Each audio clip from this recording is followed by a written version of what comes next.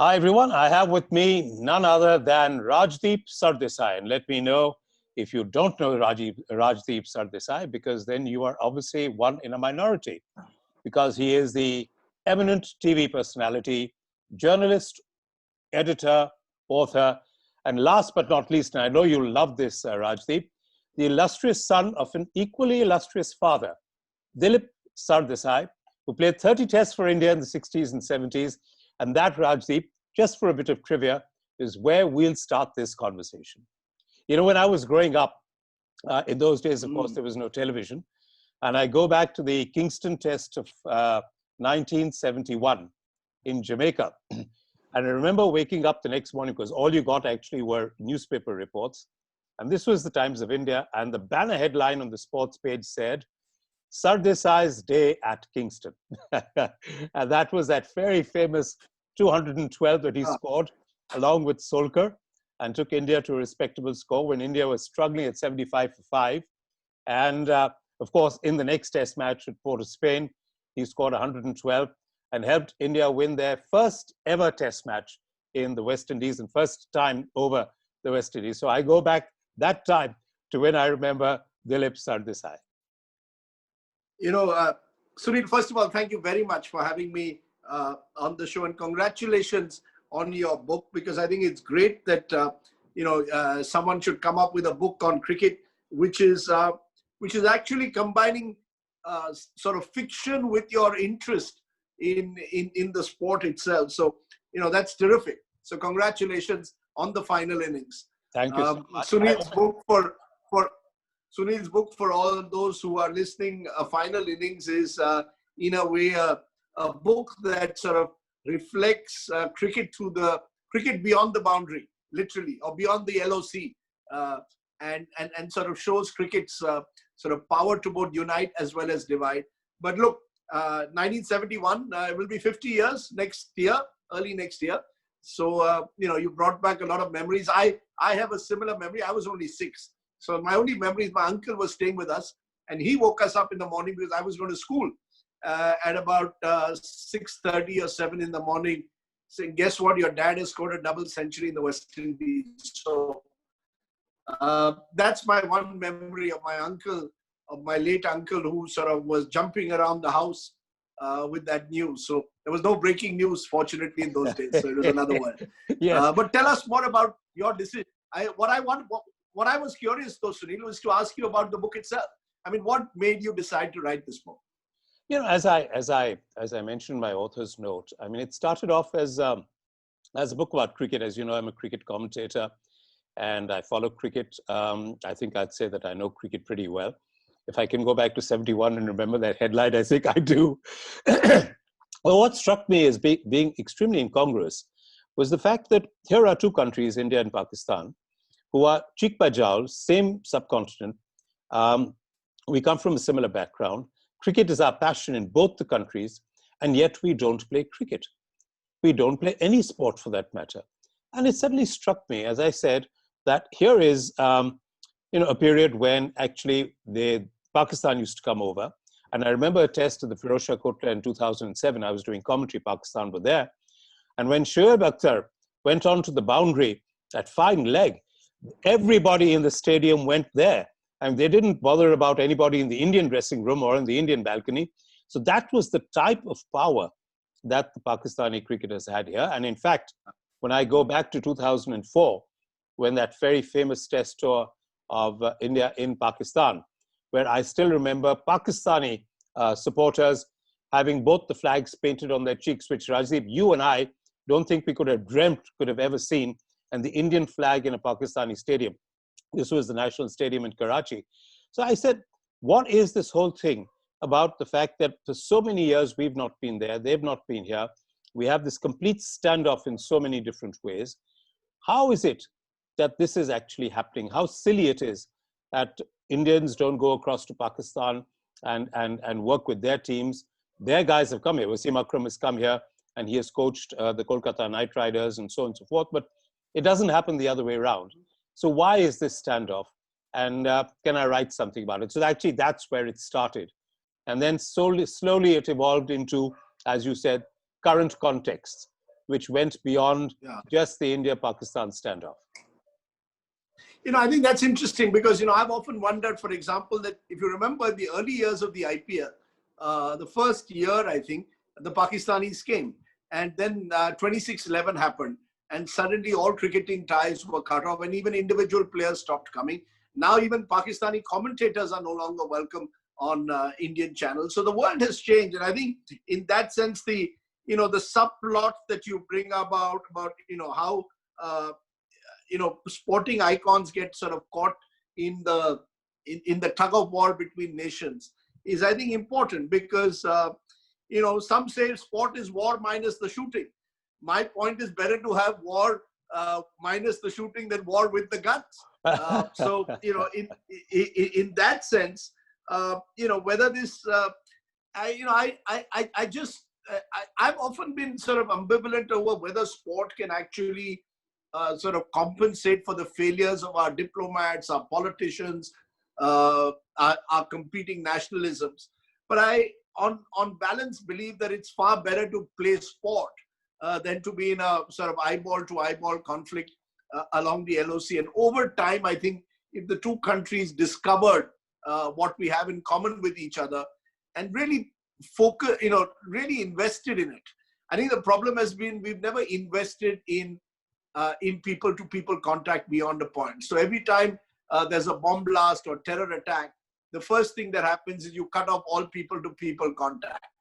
So I don't think we've invested enough. We made it hostage almost to the larger relationship. So it's not easy. I mean, I can see why there are no easy solutions. Post 26/11, there was a lot of anger in this country, and the role of the Pakistani state is clearly under the scanner. So can you play with a country which then sends terrorists into your country and kills innocent citizens? Not easy. I mean, there are no easy answers to this.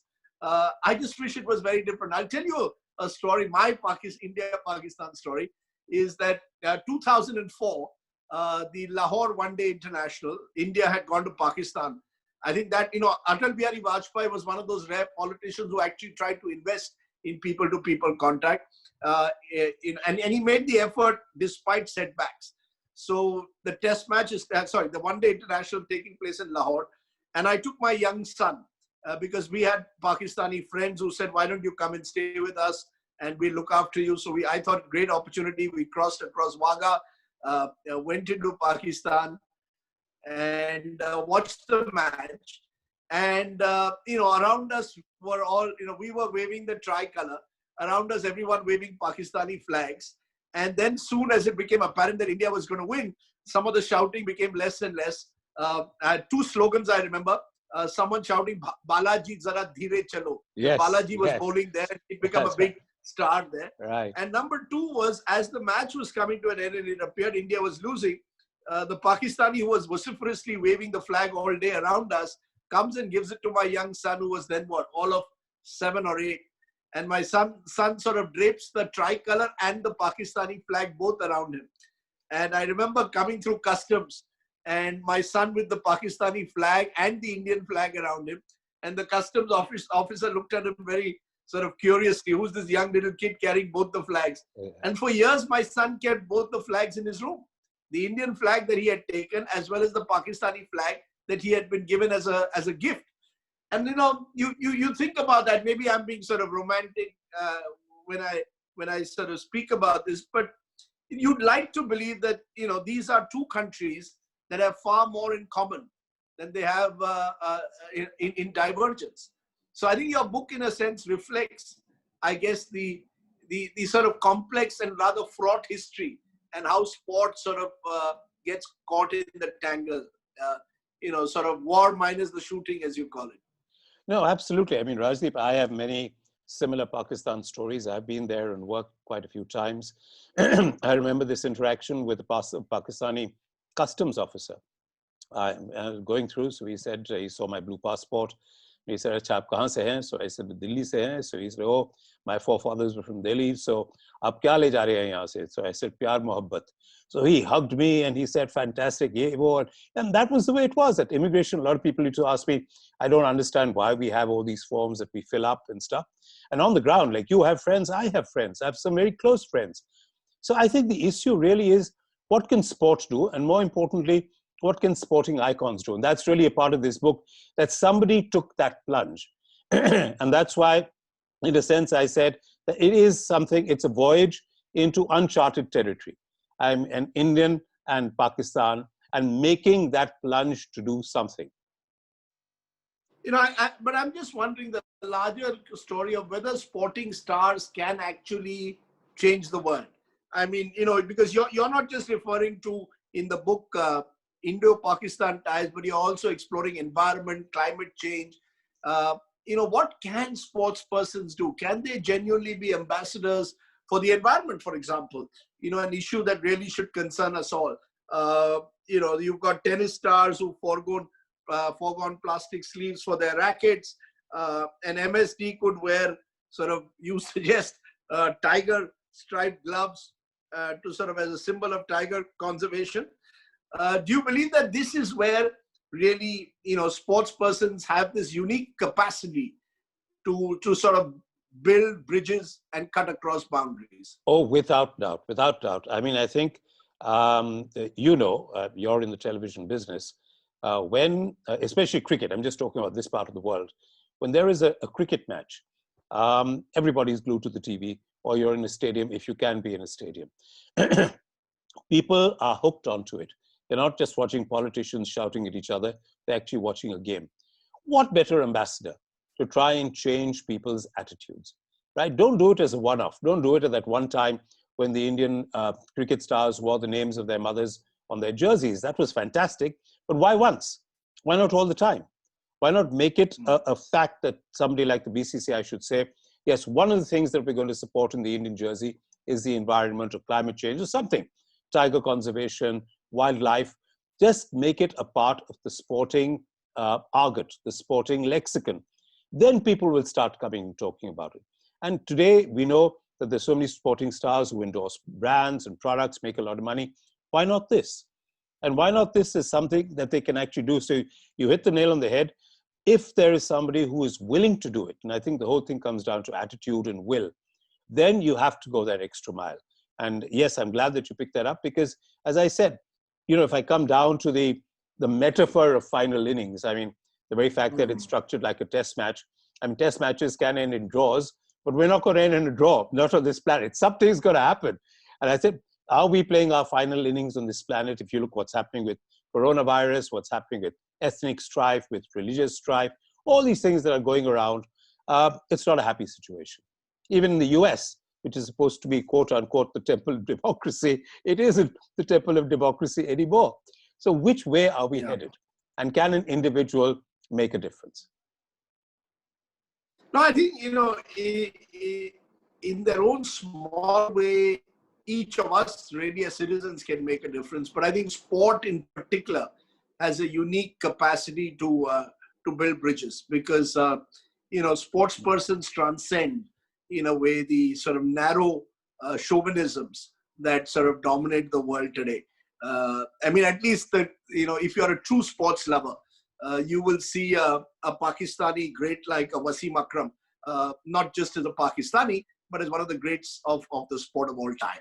So I think, you know, sports persons have the capacity to inspire the young in particular. So in a sense, as you said, the metaphor for the final innings is a better world, presumably. What, Sunil, you're looking for is simply a better, more harmonious world, you know, where ecology, where harmony are sort of givens, and then we sort of look for areas of commonality rather than areas of differences. Would I be right in saying that at the end of the day, this is Sunil writing as a cricket romantic, or as as someone who simply wants a better world? Well, I think cricket romantic is absolutely right. I don't call me a cricket tragic romantic, I hope, but just a cricket romantic. Yeah. Absolutely. I think more, I think a romantic about... Or a citizen of the world. A citizen of the world. I think absolutely right. And that's what I think sports persons are. I mean, people here watch Roger Federer. They watch the NBA. They watch the EPL. It's not that they're only watching Indian sports stars playing Indian cricket, right? So I'm saying that is where sport is the unifying factor in this globe. And we remember the table tennis diplomacy of Richard Nixon going across to, or Ronald Reagan, whoever it was, to China to open up ties. Sure. That's the power it has when you go back 40, 50 years. So I'm saying sports persons need to realize their destiny. Remember, they have one, how long can somebody play international sport, right? Their window is 10, 15, max 20 years. But if they can use the image that they have built up, that following that they have built up, to actually make a change, I think that is where they will make their names, not by scoring 10,000 runs or 50 centuries or 2,000 wickets or whatever it might be. That's not what it's going to be. This is where they will be remembered as true statesmen and sports persons. So thanks very much, Rajdeep. It's been a great pleasure.